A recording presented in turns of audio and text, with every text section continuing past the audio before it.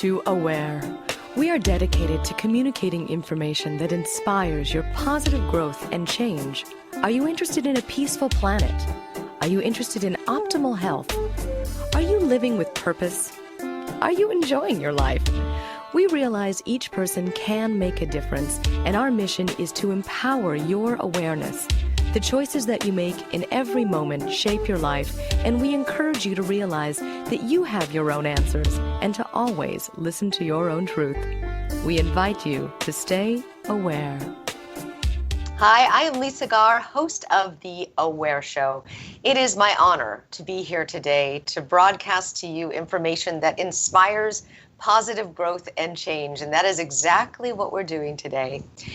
You know, one of the lessons that I feel personally that we have learned from this pandemic as a humanity is we've really learned that we're stronger together, so much stronger together than alone. We've seen this with the companies and the countries that have come together to find solutions to make this a post-pandemic world. Solutions with the vaccine, solutions in protective equipment, solutions with our hospitals. This is a time where I believe we are in a critical state of imagination, of reinvention, of creativity. And I say that it is more essential than ever before to be in this place of reimagining how we can find ourselves in a post-pandemic world. I'm really looking towards the future here. And at the same time, it's really important to honor the past, to honor those who have crossed over, those who have lost their lives to this virus. This pandemic has crossed a very tragic and unhappy milestone in the United States specifically, with more than 300,000 lives that have been lost. Each one of them are special. Each one of them hold a special place in our hearts. It's not a number. It's not a statistic. They're human beings that have loved ones that are still here, that have survived them and experienced the shock and the sadness of the loss of many people. And that unfortunately won't be the final number. It will continue to climb. We're finding ourselves in this place that it's 100 times more of the lives that have been lost than in 9/11. And by the end of this, possibly more people will be lost to COVID than in all of the wars America has fought in the last 100 years combined. So let us honor our brothers and sisters who have crossed over by bringing out a show that addresses solutions, that addresses information, that addresses forward movement and healing. And that's what we're doing today. I have three incredible guests. Moses Ma is one of the principal founders of Future Lab. He is an innovative consultant who works with senior executives at global companies. He's the managing partner of Future Lab Ventures, which is a high-tech venture incubator. He's created some pretty incredible things. His visionary self here has been praised in Time Magazine and New York Times, and over the years, he was a legendary games designer who created two of the world's best-selling computer games, including the world's first commercially successful internet game. So talk about an innovator in a critical time of innovation. Welcome, Moses. Thanks for being here. Thanks so much for having us. Absolutely. And Fred Brown, he comes to the fight against COVID-19 from a 40-year career developing pharmaceutical solutions to fight infectious disease. And he has solved a myriad of challenges involving suppressing epidemics in the past. He's been on the discovery, development, and or launch teams of 27 major pharmaceutical, 13 diagnostic, and 6 vaccine products. And he's been assisting in Operation Warp Speed. He's currently consulting on the Biden-Harris COVID-19 task force. So welcome, Fred. Thank you for your time and being here today. Thanks for having me.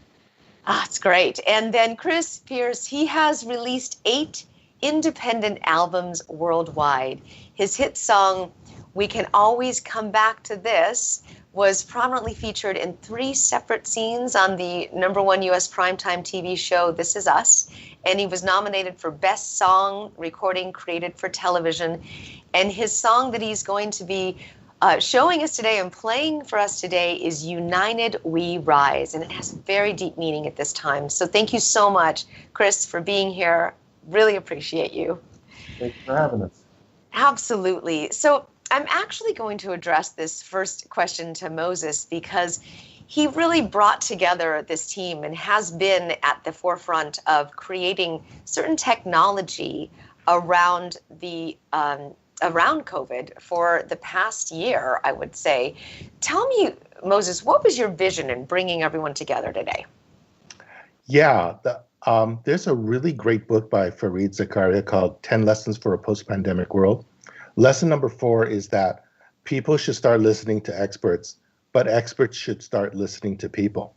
And what we do is we add 3 more words: with their hearts. So one thing we've noticed is that experts kind of go into their brain and try to argue and scold people, and it's not working, right? So what we wanted to do was bridge the experts with people who can actually change hearts. And there's nothing more powerful than media, film and song that can do that. So we decided that we wanted to bring all of our epidemiologists and scientists and software developers into a room with songwriters and musicians and artists and put together something, because if you want the software to be successful, it has to contain the same spirit as the song. So we wanted to make technology that actually is more humanized by doing that. And at the same time, we wanted to learn the process of how do we bring musicians and songwriters and artists who normally say, oh, that's science, I don't want to deal with it, to have them embrace it and say, I can be a scientist too. Because if nerds like Fred and I can write a song, Chris can do science. So, and that's what we were hoping to pull off in this collaboration. Well, I mean, Chris, you have really brought in this aspect of song, which brings us together. I mean, I love that music brings people together, and we really need that. I mean, we've got to end the energy and the calories we're burning on this polarization. And as I said earlier, we are so much stronger together. And music does that. What was, I mean, obviously the inspiration behind United We Rise came from this epidemic. Tell me specifically why you wrote the song. Well, thank you for the question. And it's wonderful to be here. I am a small part of the song. I feel like I'm part of a giant team of beautiful hearts and innovative thinkers. I wrote the music to the song. Moses started with some lyrics, and then we got the team together and we did what we call sing storms. And everybody got together and collectively opened our hearts and our spirits and the analytical mind as well, and put it all together into a song that and lyrics that we felt would reach the spirit, the human heart in a large way. And then I just basically picked up my guitar and I did what I do. I started strumming and came up with a couple themes musically, and started let the words really sink in and be a part of. I feel like the lyrics have to be a part of your heart and spirit in order to make music with them. So I just started just living with the lyrics, and eventually collectively we came up with this song, and I'm just so happy to be a part of it. One of the things that really touched me deeply around your song, and we will hear it in a little bit, but could you play the verse, the chorus part of it that talks about the 300,000, because that is it's memorable, it's deep, it has meaning, it's important. Do you mind just playing that piece? Sure.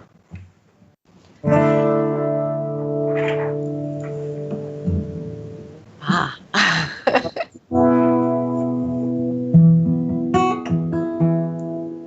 300,000. So many of us are gone as we wipe away our tears, as we learn to soldier on. 300,000. Yes, that's far away from you. No comfort for our lost ones.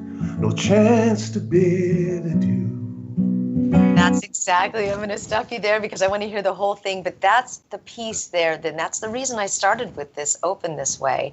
I mean, our beloved producer on the show has lost a dear loved one to this incredible virus, and it just doesn't feel fair, and it hurts, and it has taken many of our elderly.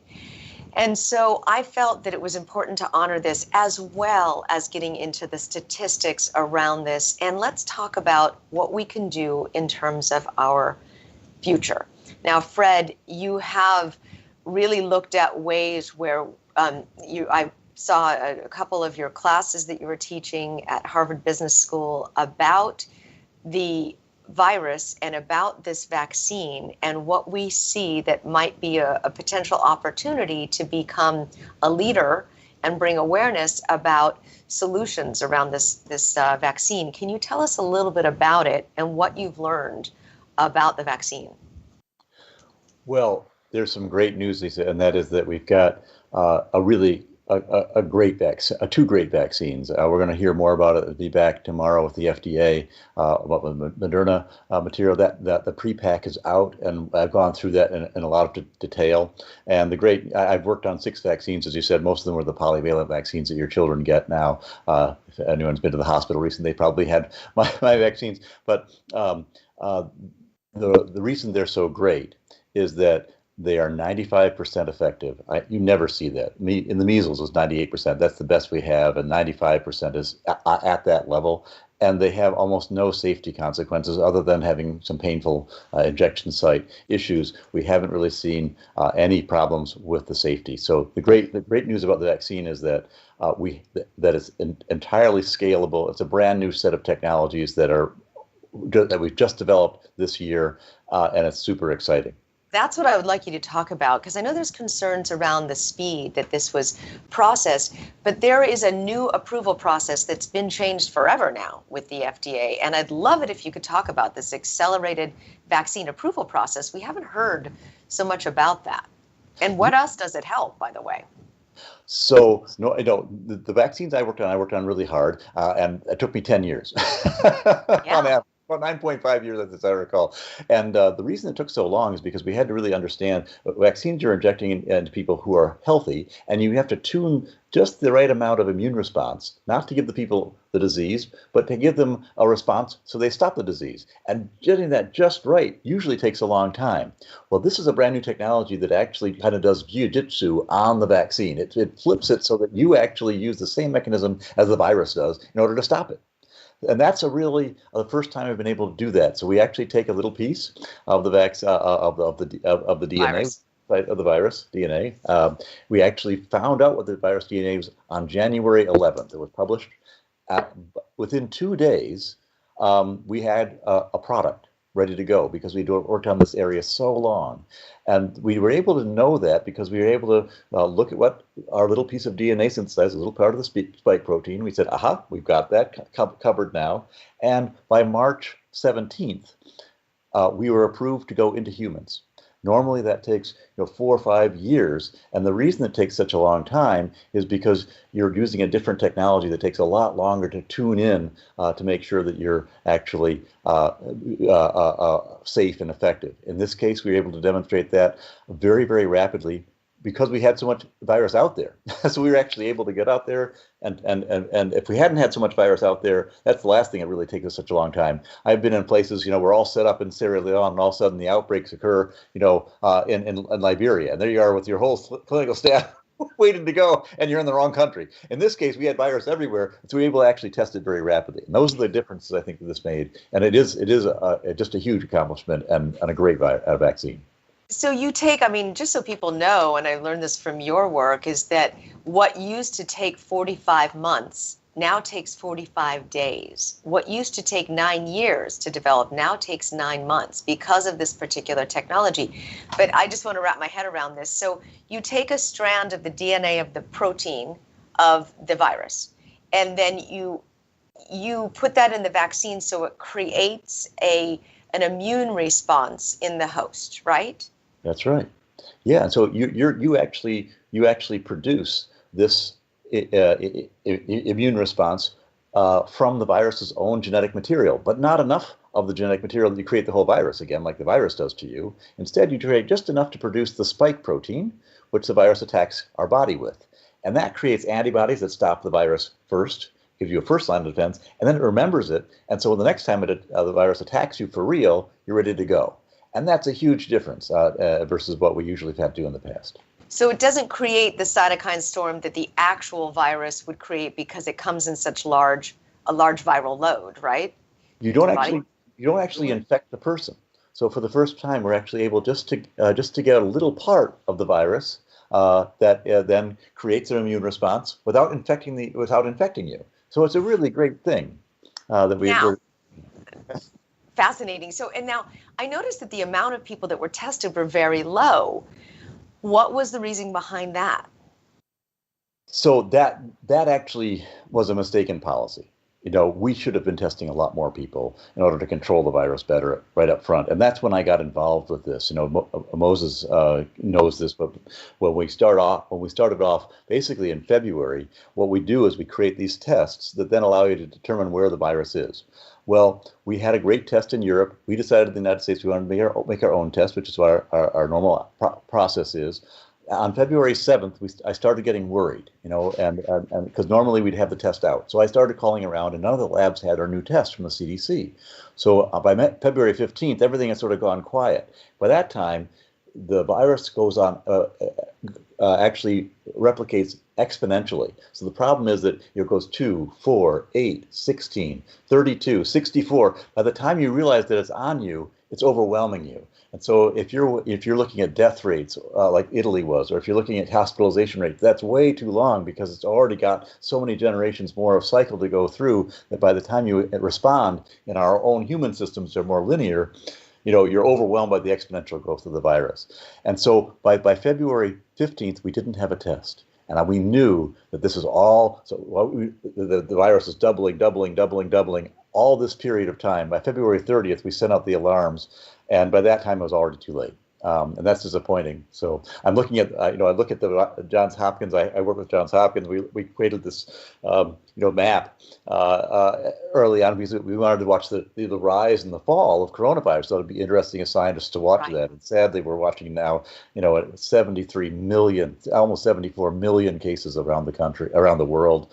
It's just 16 million, almost 17 million cases in the United States now. And sadly, over 300,000 deaths, 306,000 deaths, which actually we predicted already in March was a highly likely scenario, sadly.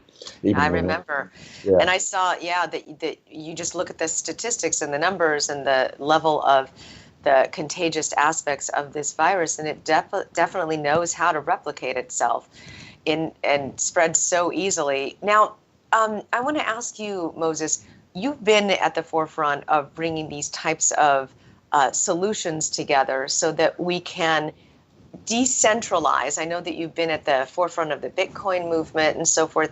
How do we decentralize a way of tracking people who would potentially be interested in getting, in finding the effects or looking at the side effects of a vaccine like this? Yeah, so our company participated with in a strategy engagement with UNICEF around the polio vaccine. So first of all, I have to tell you, it's an incredibly exciting engagement because UNICEF said, you need to fly to Somalia and Pakistan to see the situation on the ground. And, we had no idea how dangerous it is, right? So we're flying into Mogadishu airport and there are crashed airplanes around, the airstrips. And then when we show up at Pakistan, we're in a meeting of marketing people that are talking about promoting the polio vaccine. And one of the people gets kidnapped. It was actually quite dangerous. The road that we took a month after us, two UNICEF workers actually died in an IED explosion. So it takes actually some courage to go and address this. And that's an opportunity for all of America, that we have to shift from the me mode to seeing that vaccination is an active service, that all of us together can actually do that testing right now to make sure it's safe for the rest of us. So anyway, I did have one great story about um, the biggest problem we're facing in these technologies isn't around the actual, CRISPR and DNA. It's around social hesitancy around vaccines. So the biggest problem that the polio vaccine had, which was, an inactivated virus, which could actually spring back up and give you a different form of polio later, right? So the new vaccines are actually quite brilliant. But we were looking at why people were refusing to take the vaccine, and it was basically because of the Bin Laden raid, which caused the Taliban to say that we're going to put a fatwa on anyone who takes the vaccine, and started killing polio workers. So we were trying to figure out how this was happening, and the way that the Taliban did that was by spreading conspiracy theories. So their favorite theories were that George Bush urinated in the culture, that the culture wasn't halal, that used pig parts, that it was to sterilize people. And then so we had to go in and kind of deconstruct these conspiracy theories, figure out how to address them, have videos of religious leaders actually say, no, we've been to the Philippines, the facility is halal. Um, but the best example of the shift that it took, which is actually the message for America, is in a train station. I was just meeting people and saying, "Can you talk to us about, your attitudes to the polio vaccine?" And this grandmother with a bunch of kids, she said, "Okay, she'll talk to me." And I found that most of the polio workers who were Americans would just like act like scientists. Instead, because I was raised Muslim, I would say "Salam alaikum," which actually made them open up to me and tell me what was going on. So this grandmother, she said, my husband is part of the Taliban, and said none of the grandchildren can get inoculated. And I said, oh, that's so what did you end up doing? He said, well, my son is a doctor in Lahore, which is like a great thing for a Pakistani woman to say. And he said, don't listen to grandpa, get them all, inoculated. So what it was is that you need to listen to someone that you know personally and trust in order to get this message through. So that's why we're trying to roll out our new technologies through medical schools, because those people can in fact impact their families and communities better than anyone else at the social level. And actually, the moral to the story, which I thought was hilarious, is I asked this grandmother, so what did you do? You have you have your husband, the patriarch of the family, saying, don't do it, and you have your son doing it. And she looked at me, and just like Solomon, she said, I gave it to half of them, which I thought was a hilarious solution, right? Well, But it I was mean, like the reality. there, especially in the U.S., there's a lot of concern around vaccines. There's a lot of what we've seen around the vaccine courts and people that had pre-existing allergies that they were undetected against certain elements in the vaccine. Is there anything in this vaccine that have caused any types of allergies in other vaccines? Maybe. Fred should answer this about the removal of thimerosal. Thank you. The mercury has been removed. But the other thing you should look at, right now, the vaccine, the virus is killing 1 out of 1,000 Americans. Vaccines generally have a death rate of 1 in a billion, right? So you're basically trading something that's more dangerous for something that is honestly much less dangerous, but it's still dangerous. Even aspirin has like a death rate that's worse than a vaccine. Fred, do you want to talk about that? Yeah, I'd love, Fred, if you could talk a little bit about that. What elements in this vaccine could cause allergies? Because we did see that had happened in the UK. Yeah. So the ingredients are a little bit. So first of all, it's a lipid encased RNA molecule, and lipids are just fats. They're going to be a little bit thicker to inject in, so we've got a little bit more injection site irritation than normal, and then a fully liquid one. But other than that, what we look at in safety are a couple things. We've only been testing this drug for about 2 months now. We've got 2 months of data for a large number of people. So it's about we've tested about 44 plus 30,000, so 70, almost 100,000 people have been tested. That does not feel like enough. It really doesn't. It's not funny. Why are you laughing? Yeah, well, because statistically what we do is we look at exclusion criteria, and the exclusion criteria in this particular case were not very broad. In other words, we allowed almost everyone who wanted to have a vaccine and participate in the trial to be entered. We didn't try to say just the people under 55 or just the people who don't have allergies, or we did exclude serious allergies. So we saw when we lifted that exclusion criteria, there were 2 women in England who did have a adverse event. They were used to that. They had the EpiPen with them. And there are ways of, talk to your doctor if you've got that issue, but there are ways of reducing that issue. We can use Benadryl up front. You can bring your EpiPen with you. You can sit and make sure that you have an adverse event for a slightly longer period than we're recommending others. So there are ways of controlling that are beyond the clinical trial protocols. And then we take a look at the kinds of things that happened. And we looked at, so we don't have any real exclusion criteria except pregnant women and breastfeeding women, people with high level of allergy,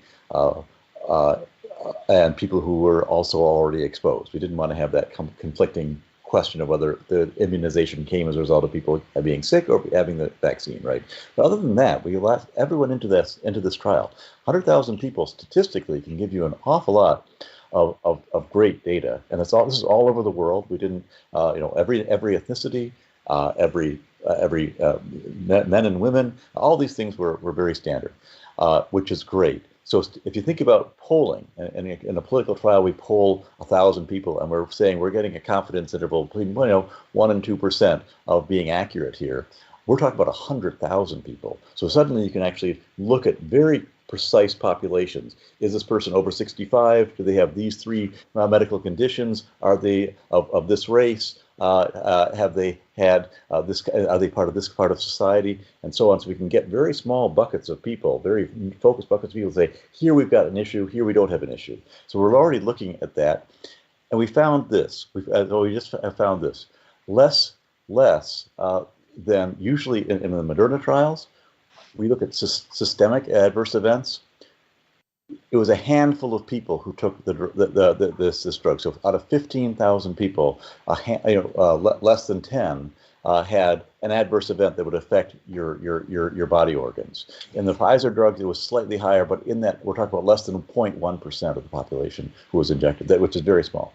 I'm not an expert at this at all, but I always thought that it would be so great if there was a pre-test to a vaccine that would show if you have this predisposition or this detoxification pathway that is not eliminating or certain types of precursor tests, then you can actually find if this vaccine would be safe for you. I've always wanted that to happen, but I have no idea about the science of it. We are developing those, actually. We're developing biological markers that are looking at that quite carefully. We are looking at whether you've got a serological positivity for the disease in advance of taking the test, and so we are looking for those biomarkers now and able to screen for that. Great. That would be great with all vaccines, honestly. All right. So I want to go back to there's so much to talk about here, but Fred, you have really been in the middle of bringing this together in a heart space. And as you mentioned earlier, Moses, with what it means to lose lives and what it means to go through the pain that we've endured. This virus has done so much more than the loss of life. It's the loss of businesses. It's the loss of homes. It's the loss of so much. There are so many people that are standing in lines that cannot feed themselves right now. So the interest in coming up with solutions around this is very, very high. So tell me a little bit about this, Chris. Who have you been able to talk to about this song and the movement behind the song that you're talking about with United We Rise? Well, my hope is that this song is the beginning of many songs, of a medley that we're all singing. It's a call to arms to not only artists, but people in our communities, people in the Black community who are rightfully so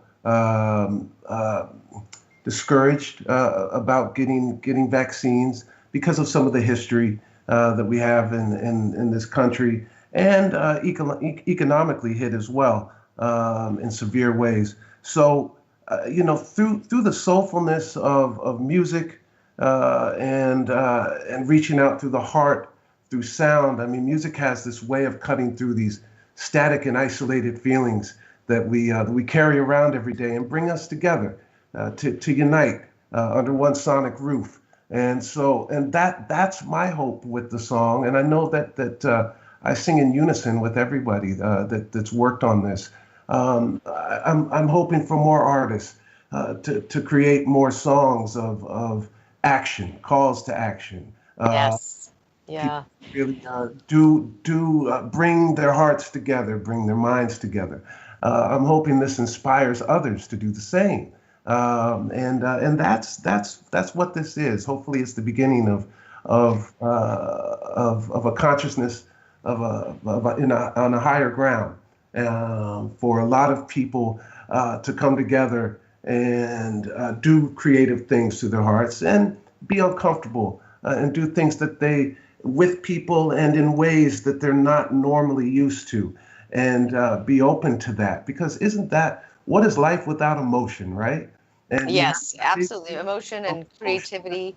Yes. Yeah. And I understand that this song, you are attempting to get to the inauguration. Moses, do you have any news about that? Fred, do you want to mention? Yes, we've talked to some of the people who are with the Biden campaign, and we're hoping that they like the song. We've got the final version over to them today. So you're hearing it first, Lisa. We wouldn't give it to anyone before we gave us a clear go ahead on it. But they will, hopefully they'll like it, and if they do, I think you'll hear in Chris's messages that I think it's just the right thing for the inauguration. At least we think so. That's great. Let's hear it for the first time here on the Aware Show. This is Chris Pierce's "United We Rise." 300,000. So many of us are gone as we wipe away our tears, as we learn to soldier on. 300,000. So far away from view, no comfort for our lost ones, no chance to bid adieu. Let's come together. It's time to lift our eyes. Let us grieve for our fallen. United we will rise. 300,000 reasons to take a turn. Change, it has to come. It's a lesson we must learn. 300,000, and sadly more to come. We wear our masks to share the love as we learn to act as one. People, let's come together. It's time to dry our eyes. We can meet this challenge. United we rise. Each of us can change our fate. Standing up to vaccinate. Our future ain't cast in stone. Let's not face this darkness alone.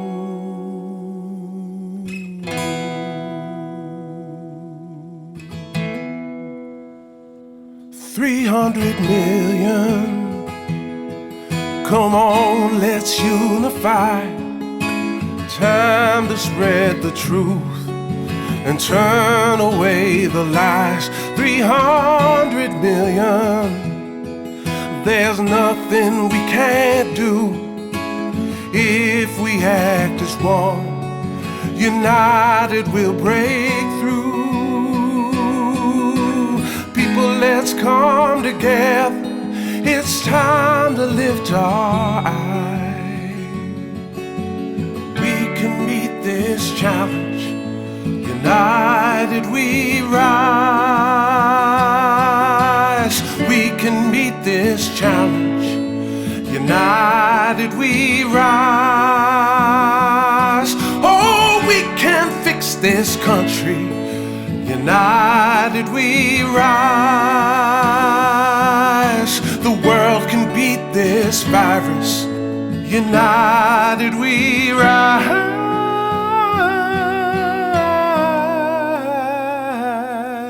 A family's final kiss is something we've all missed. So long, adieu. The world misses you. So long, adieu. The world misses you.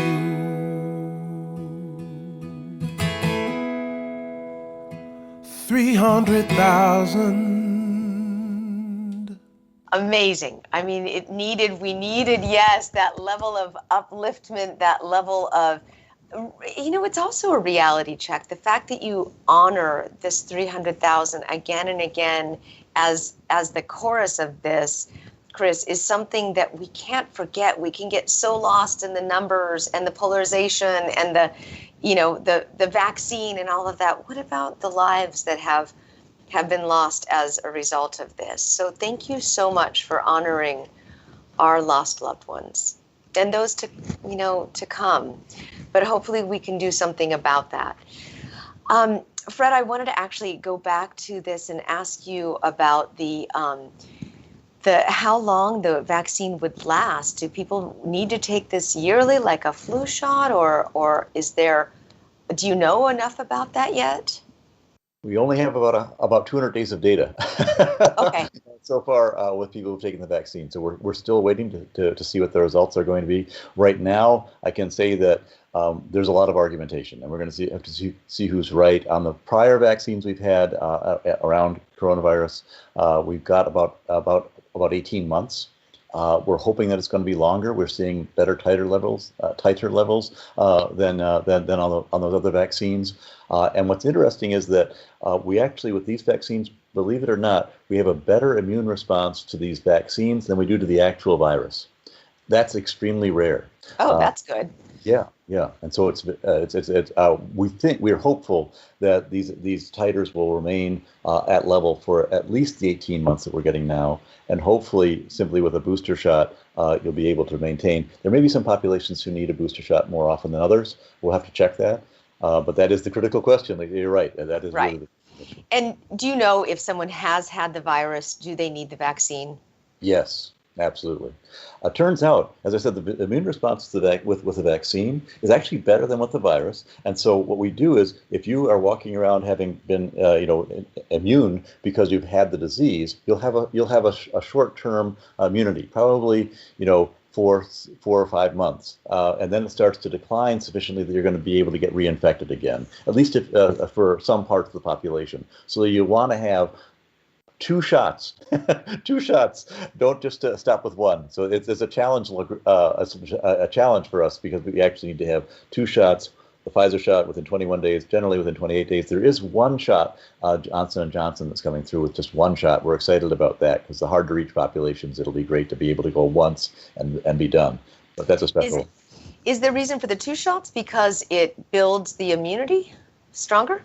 That's right. It builds the immunity longer and stronger. So what you have is a decay curve, and what you do is the first shot will get you to about the same level as when you've gotten the disease. It'll be about and then the next shot will actually get you at will get you quite a bit almost an order of magnitude more.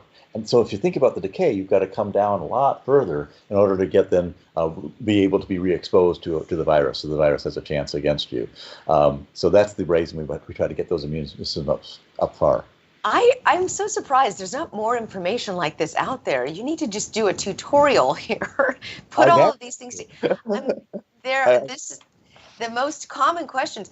The other random thing I want to know about is, what does 90% efficacy mean? Is that as opposed to maybe the 10% efficacy of the flu shots? Is that the same theory?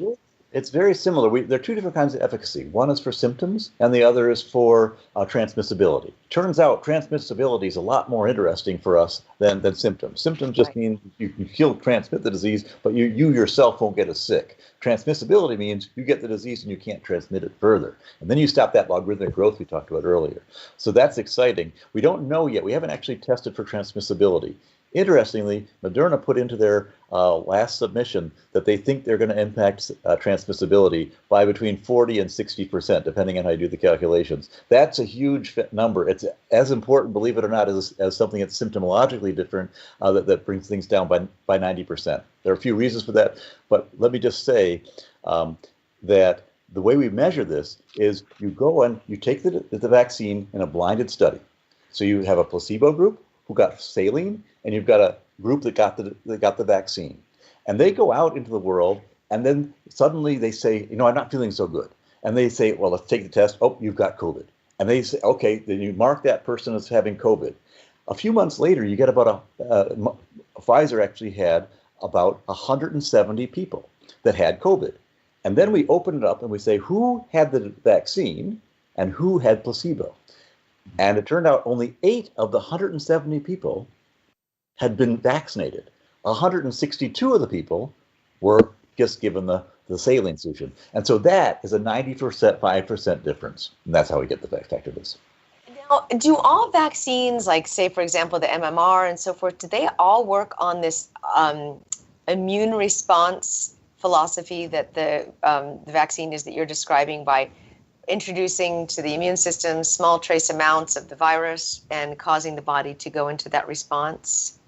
That's the whole idea, is you try to stimulate the body so that it does two things. First, it produces antibodies so that it blocks the next virus that comes in, makes it harder for it to fight and get into your cells. And the second thing is we try to create a memory so that the vaccine remembers and says, I remember that, and produces even more antibodies. Those two factors then are the basis for all the vaccines, and actually the basis for your own inherent immune system. That's how, if you get the disease first, it remembers it, and then you're able to fight it more effectively. For the case of vaccines, we know we need to get better with COVID because it doesn't give you enough of a long-term effect, and so we need the vaccine to help you with the long-term effect. Okay. I actually have an analogy for you. Yes.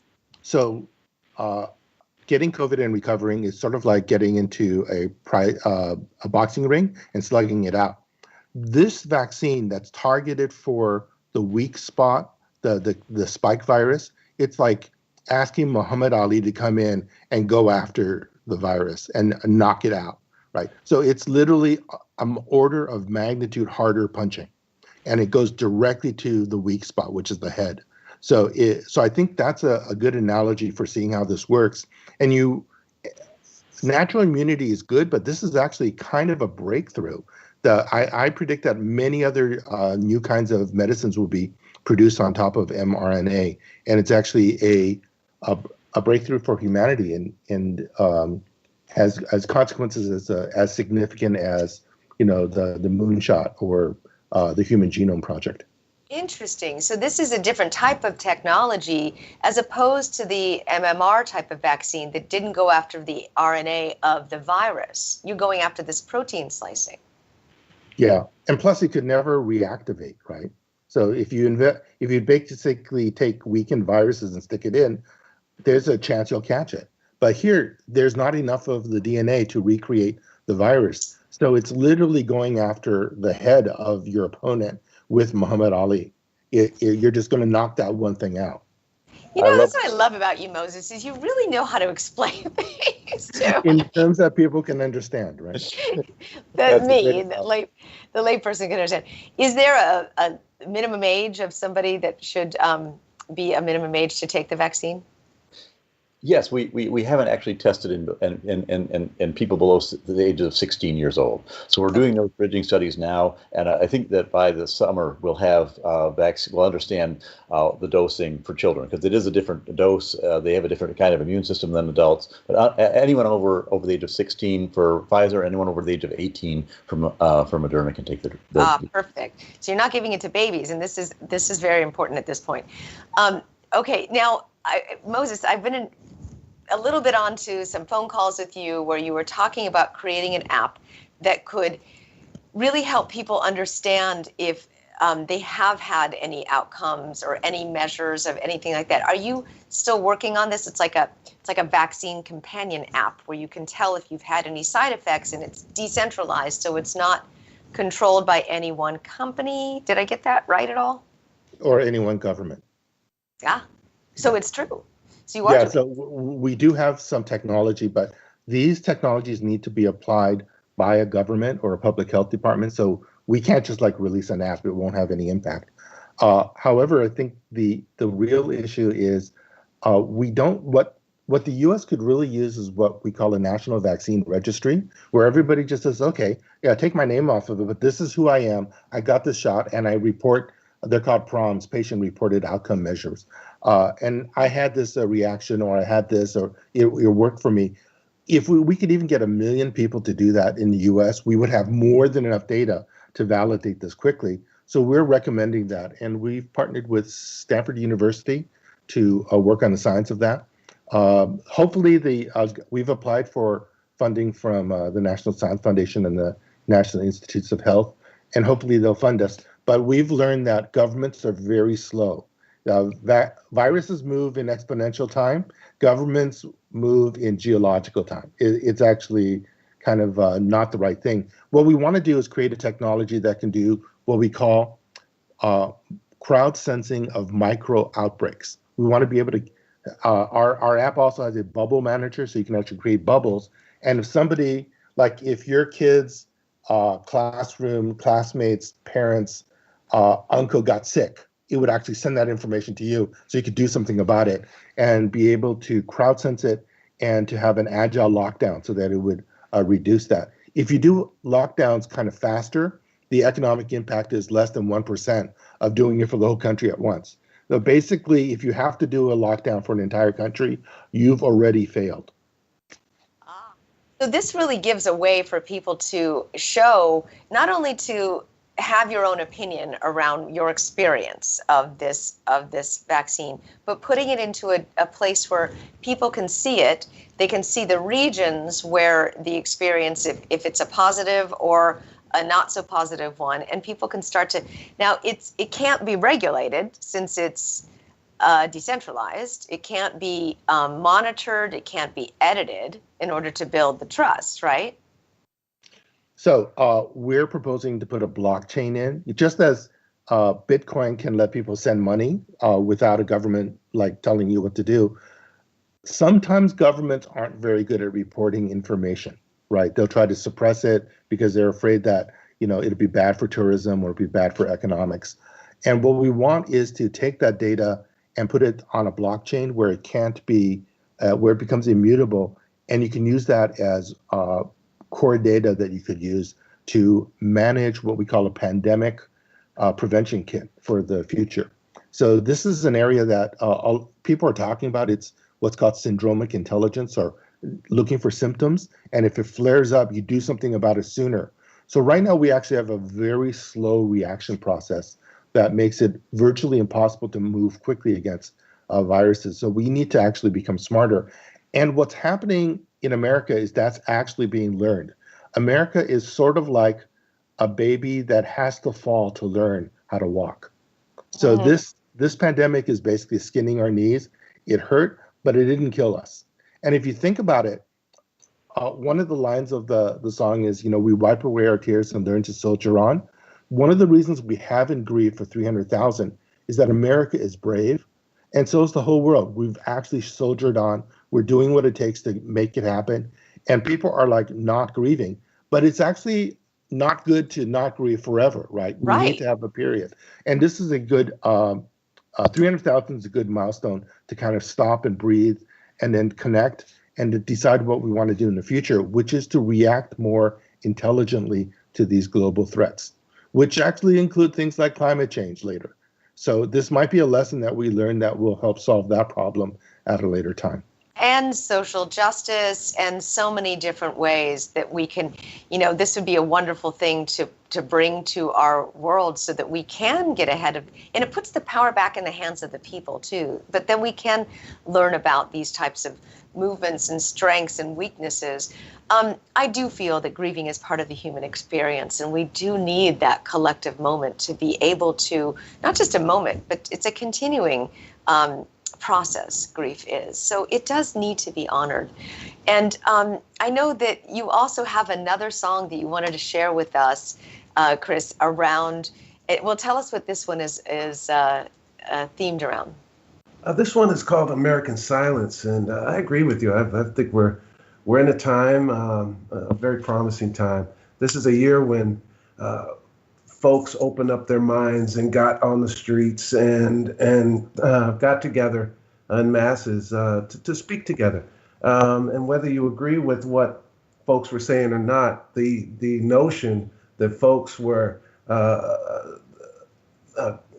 engaging in that way and activating around issues that they never have in their lifetime, and the fact that we had the space and the time and the stillness to do that and to be with those and address those problems.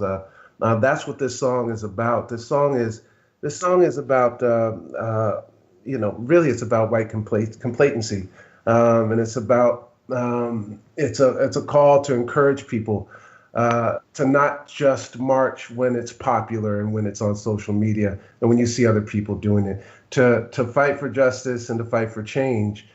Make it a daily practice. See what you can do every day, and don't let your own comfort take over and be more important than the lives of others. And so that's what this song is about. It's American Silence. Okay.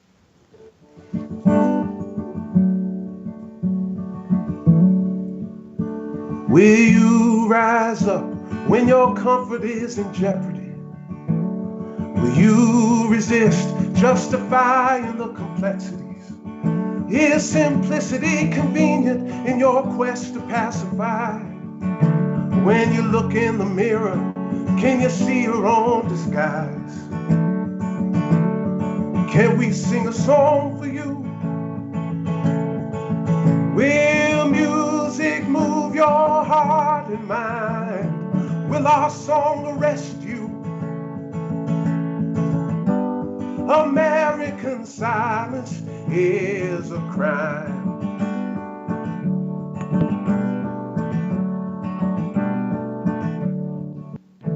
We see the music move you as you lay your burden down. We feel the music grip you as your heart is soaked in sound. And when the song is over, if you decide to clap aloud, will your applause mean anything with stitches on your mouth? Can we sing a song for you? Will music move your heart and mind? Will our song arrest you? American silence is a crime.